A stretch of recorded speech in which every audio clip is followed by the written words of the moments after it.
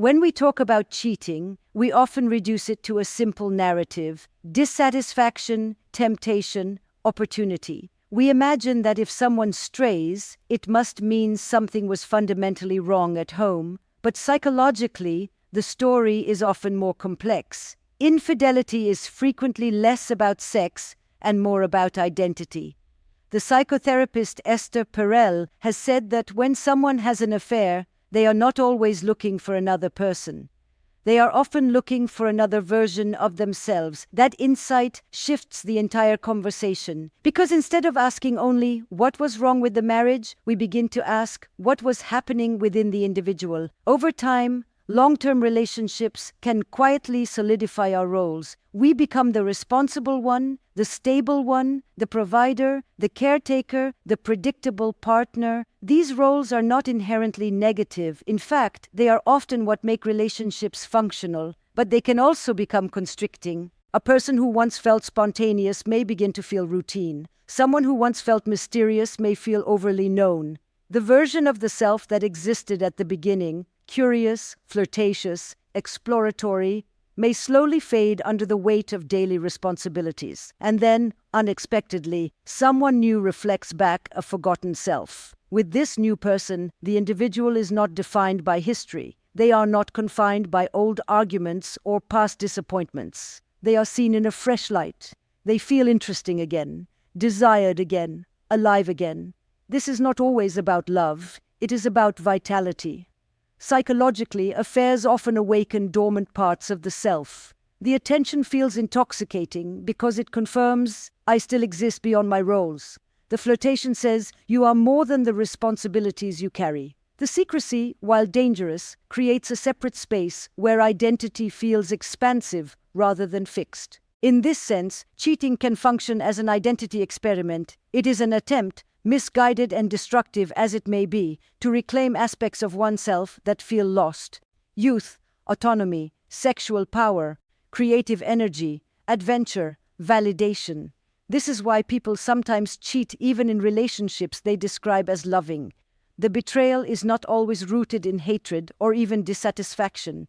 It may be rooted in a quiet internal erosion, a sense that something within them has gone numb. And instead of confronting that numbness directly, through conversation, self-examination, or change within the relationship, they seek a shortcut to aliveness. Affairs provide intensity, and intensity can feel like proof of vitality, but intensity is not the same as intimacy. The new connection is unburdened by reality. It exists outside bills, childcare, shared trauma, and long-term negotiation. It thrives in curated moments, in possibility rather than responsibility. This contrast can create the illusion that the affair represents a truer self, but often it represents a fragmented one, a self separated from consequence. Philosophically, this touches on a deeper human tension. We all desire stability and novelty, security and freedom, belonging and individuality. Marriage often fulfills the need for security. But if individuality is not nurtured within that security, it may seek expression elsewhere. So when we ask why someone cheated, we must look beyond moral judgment and into psychological fragmentation. Did they feel reduced to a single role? Did they lose connection with their sense of desirability? Were they struggling with aging, career dissatisfaction, or existential doubt? Did the affair serve as a temporary antidote to a deeper fear of irrelevance?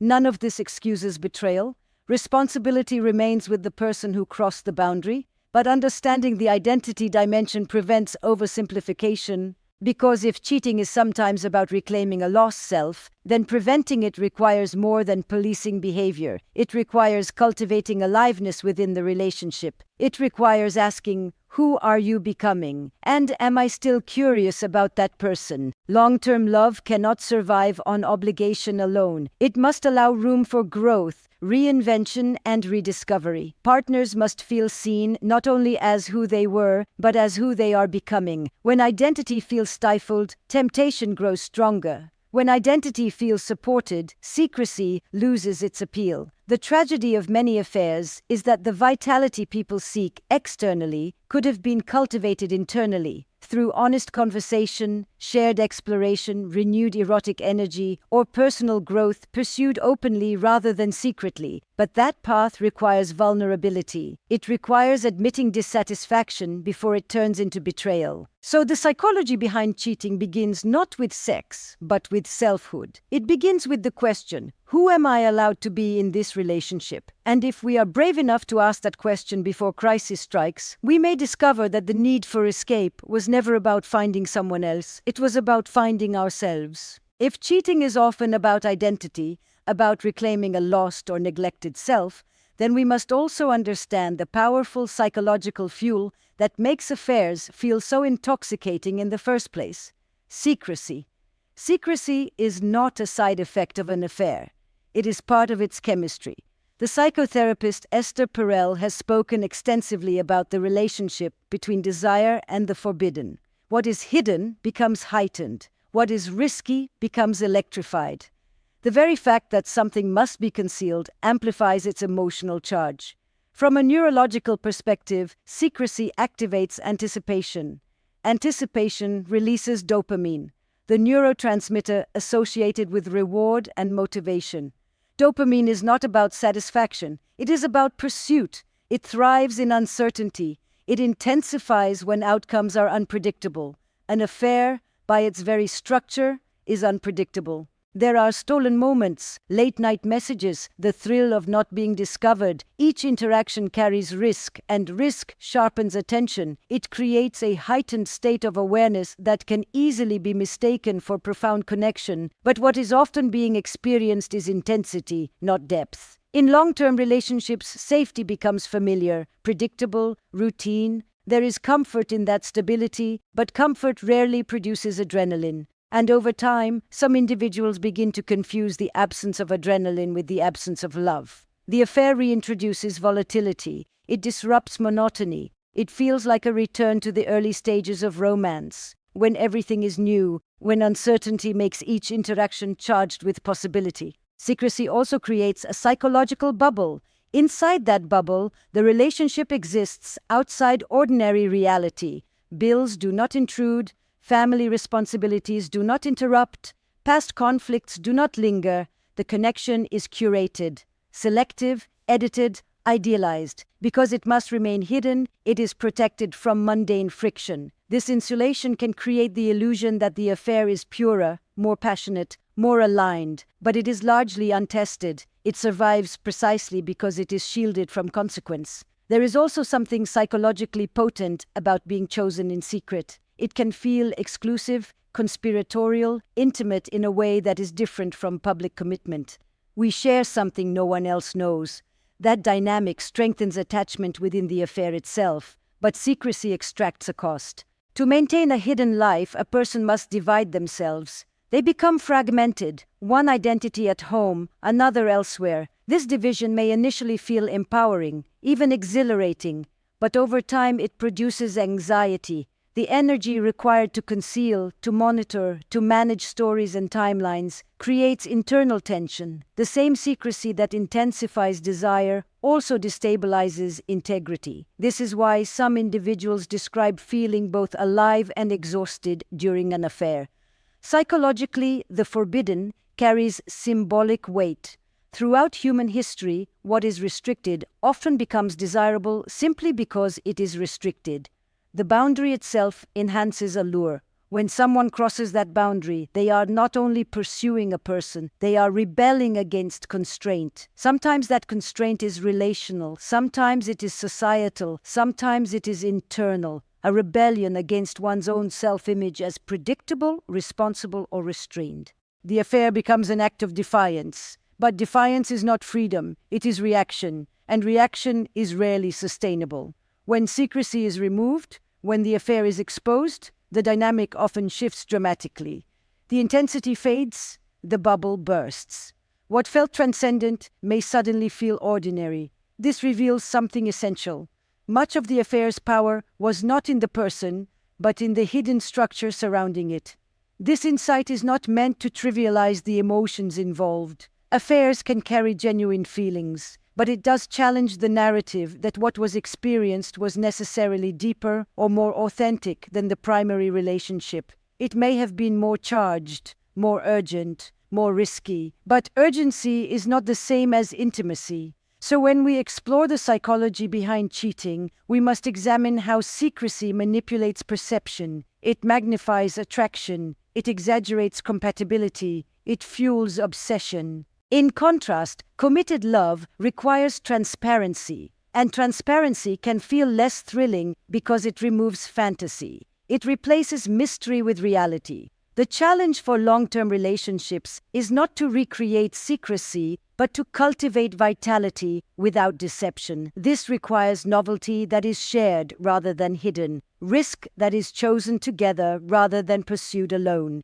desire that is spoken openly rather than acted out in silence. Because when aliveness can exist in the light, secrecy loses its seductive power. And perhaps the deeper lesson is this: what feels irresistible in the dark often weakens in the light. The real question then is not why secrecy intensifies desire. It is whether we are willing to create intensity without needing something to hide. If identity shapes vulnerability, secrecy intensifies desire, and unmet needs create relational gaps, then we must go even deeper into the personal histories that quietly influence how each of us loves, attaches, and ultimately betrays. Because cheating is not only a relational event, it is also a psychological pattern.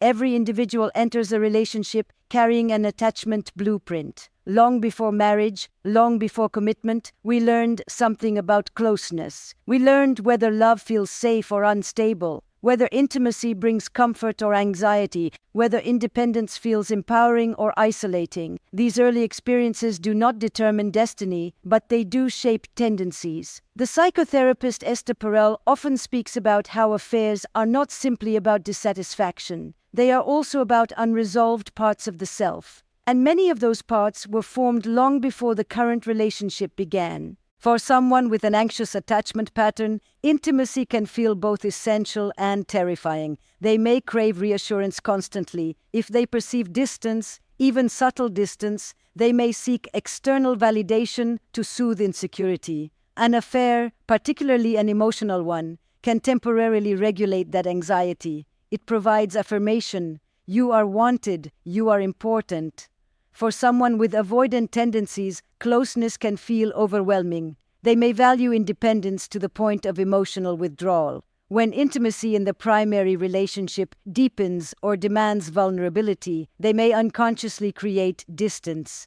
An affair can serve as a controlled form of intimacy, intense but compartmentalized, close but not fully accountable. There are also individuals who carry unresolved trauma, abandonment, betrayal, neglect.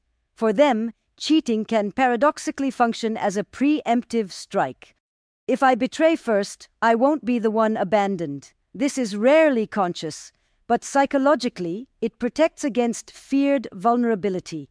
Then there is the role of self-esteem. Some people rely heavily on external validation to regulate their sense of worth. As life progresses, aging, career setbacks, shifting roles, their self-image may become fragile. An affair offers immediate affirmation. It says, you are still desirable, still powerful, still relevant. But this validation is borrowed, not built. And because it is borrowed, it must be continually renewed. This can lead to repeated patterns of infidelity, not because the individual lacks love, but because they lack internal stability. When we ignore these personal dynamics, we oversimplify cheating as purely relational. But sometimes the relationship is stable and the individual is struggling internally. This is why two people can be in the same marriage and experience it completely differently. One may feel secure, the other may feel suffocated or unseen, not because the partner failed objectively, but because their internal lens distorts perception. Personal history shapes interpretation. It shapes how we respond to conflict, how we experience desire, how we handle boredom, how we cope with shame. For some, cheating is impulsive, a reaction to opportunity and poor boundaries. For others, it is compulsive, a repeated attempt to manage deeper psychological discomfort. For still others, it is situational.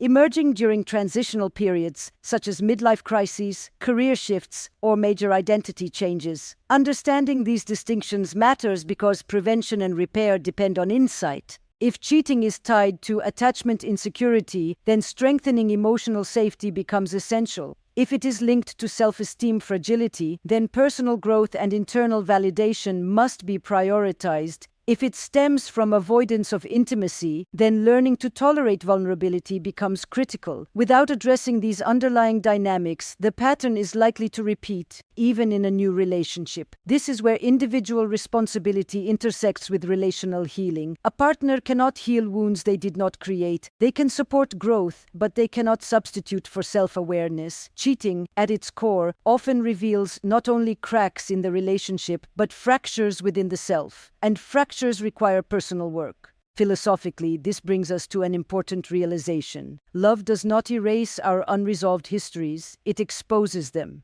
Marriage does not cure insecurity, it magnifies it. Commitment does not eliminate avoidance, it confronts it. So when we ask about the psychology behind cheating, we must move beyond blame and into introspection. What patterns do I carry? What fears govern my choices? What validation do I seek externally that I have not cultivated internally? These are uncomfortable questions, but they are liberating, because when cheating is understood not just as betrayal, but as a signal of unresolved psychology, it becomes an invitation to growth, not an excuse, an invitation. In the end, affairs are rarely random acts of immorality. They are often the intersection of personal wounds, relational gaps, and unexamined longing. And the most powerful protection against betrayal is not surveillance, not control, not fear. It is self-awareness. Because when you understand the patterns you carry, you are less likely to let them unconsciously control you. If identity fuels the vulnerability and secrecy intensifies the desire, then we must turn to the relational landscape in which cheating becomes possible. Because infidelity rarely erupts out of nowhere. More often, it grows quietly in the spaces where needs go unspoken and longings go unexamined. This is the part of the conversation that requires the most nuance. To say that unmet needs create vulnerability is not to say that unmet needs justify betrayal. Responsibility for cheating always belongs to the person who crosses the boundary. But if we are interested in psychology, not just morality, then we must be willing to ask what conditions made the boundary easier to cross. Over time, every long-term relationship develops blind spots. Conversations become efficient rather than exploratory. Emotional check-ins are replaced with logistical coordination. Desire becomes assumed rather than cultivated. Resentments accumulate in subtle ways, not explosive enough to demand confrontation, but persistent enough to create distance. Distance rarely announces itself dramatically. It creeps in. A partner may begin to feel unseen, not unloved, but unrecognized in their evolving identity. They may feel appreciated for what they provide, but not for who they are becoming. Or they may feel sexually invisible, their desirability no longer affirmed but quietly presumed. Human beings have a deep psychological need for acknowledgement. We want to feel chosen, valued, significant. When that acknowledgement diminishes, the hunger does not disappear. It simply waits. The psychotherapist Esther Perel often emphasizes that affairs are frequently less about rejecting one partner and more about seeking a part of oneself that feels lost. But that search becomes more tempting when the primary relationship feels emotionally stagnant. Sometimes the unmet need is excitement, sometimes it is affirmation, sometimes it is intellectual stimulation, sometimes it is simple emotional presence, someone who listens without distraction. In many cases, these needs were never clearly expressed within the marriage. They may have felt too vulnerable to articulate, or perhaps there was an assumption that a loving partner should simply know. But unspoken needs cannot be met. And when vulnerability feels unsafe inside the relationship, it may be redirected elsewhere. First through harmless conversation, then through emotional intimacy, and eventually across a line that once felt unimaginable. There is also the role of resentment. Resentment often accumulates quietly when small disappointments are repeatedly dismissed. One partner may feel overburdened, the other may feel unappreciated. Instead of addressing the tension directly, both adapt. They cope, they move on, but unresolved resentment erodes connection. It creates a psychological narrative. You don't see me. "You don't understand me. You don't prioritize me." These narratives, if left unchecked, become powerful, and when someone new offers attention or validation, the contrast feels dramatic. The new person listens, they admire, they ask questions, and suddenly the unmet need feels vividly fulfilled. This is how vulnerability to cheating develops, not necessarily through hatred or dramatic conflict, but through gradual emotional thinning. Philosophically, this raises an uncomfortable truth about long-term love. Stability can breed complacency. When we assume the relationship is secure, we may stop actively nurturing it. We may stop expressing admiration, stop initiating novelty, stop asking who the other person is becoming. But human beings are not static. We evolve. And if our evolution is not witnessed within our primary bond, we may seek an audience elsewhere. Again, none of this excuses betrayal. There is always a choice before the line is crossed. There is always an opportunity to say something feels off between us. There is always the possibility of confronting dissatisfaction honestly, but honesty requires courage. It requires risking conflict rather than preserving comfort. It requires admitting loneliness even while married. It requires acknowledging desire rather than pretending it has disappeared. Many couples avoid these conversations because they fear destabilizing the relationship. Ironically, avoidance is what destabilizes it. So when we explore the psychology behind cheating, we must examine where communication thinned, where curiosity faded, where vulnerability felt risky. Cheating often flourishes in silence, and silence is not the absence of problems, it is the absence of expression. If we want to reduce vulnerability to betrayal, we must normalize honest dialogue about needs, emotional, sexual, existential, before they turn into secrets. Because unmet needs do not disappear, they intensify. And the real work of sustaining intimacy is not in preventing attraction to others. It is in ensuring that the most important conversations are happening inside the relationship rather than outside of it. In the end, cheating is rarely born in a single moment of weakness. It grows in the spaces where we stopped speaking. And perhaps that is the deepest lesson in the psychology of cheating. Before you ask whether your partner can be trusted, ask whether you truly understand yourself.